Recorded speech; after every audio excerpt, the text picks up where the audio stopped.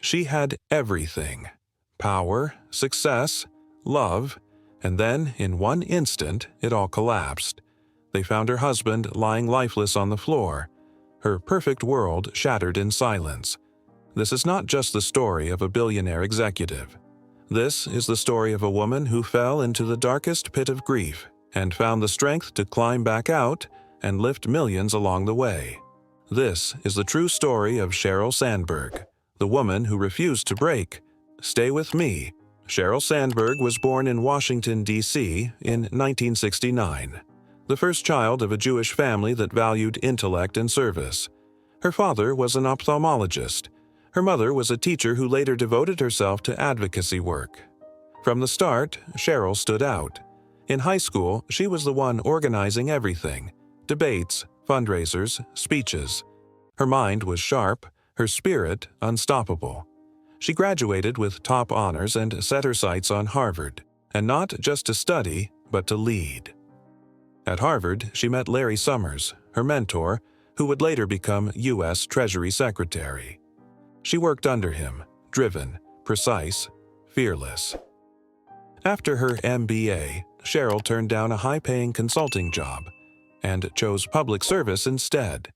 She worked at the Treasury, helping shape policy, often as the only woman in the room. She never backed down, but Silicon Valley was calling. In 2001, Sheryl joined Google, a relatively small company at the time. She was employee number 266.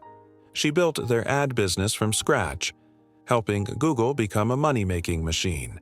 And then came Facebook.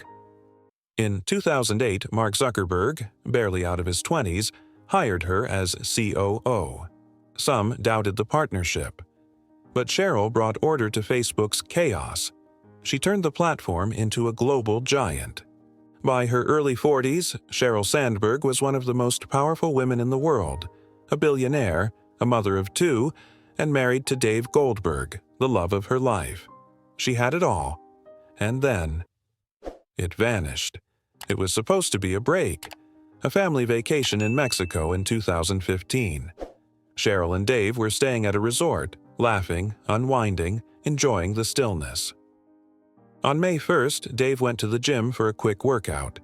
Sheryl waited for him, and waited. Minutes turned into an hour. She walked into the gym and found him, lying face down on the floor, motionless, gone. The man she had built her life with, the father of her children, was dead. A sudden cardiac arrhythmia. No warning, no goodbye, just silence.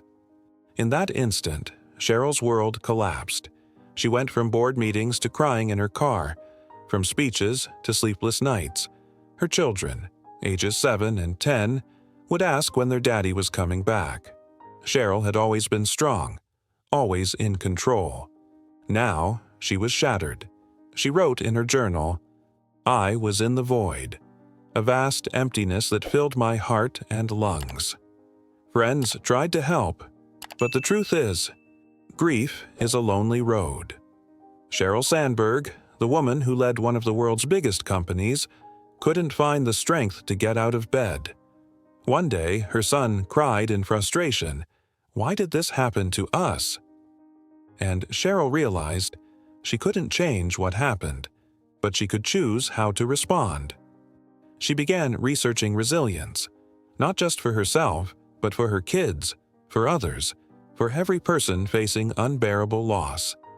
She read, studied, wrote, and eventually she shared it with the world. Her book, Option B, co-written with psychologist Adam Grant, became a lifeline for millions. It wasn't about moving on, it was about moving forward. "We all live some form of Option B," she said. "The key is to build resilience, to take control where you can." Sheryl didn't just survive, she transformed. She started the Option B Foundation to support people dealing with grief and trauma. She returned to Facebook with a deeper mission. She became an advocate for paid family leave, grief support in workplaces, and mental health awareness. She told CEOs, "Your employees are human beings. Let them be broken sometimes." people from all over the world began writing to her. Widows, single parents, survivors. She read every letter. She wasn't just a leader anymore. She was a beacon for those lost in the dark. In 2022, years after Dave's death, Sheryl stepped down from Facebook to focus on philanthropy and family. She had found love again, but she never stopped honoring Dave. Her journey wasn't just about success. It was about finding meaning in the pain. It was about standing up, not when things are easy, but when life has knocked you to your knees.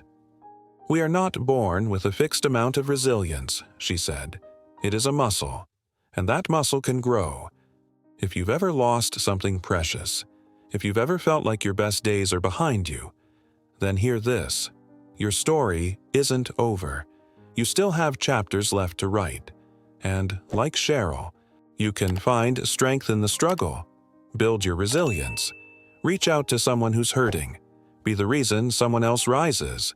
Because sometimes life doesn't give us option A, but option B can still be beautiful."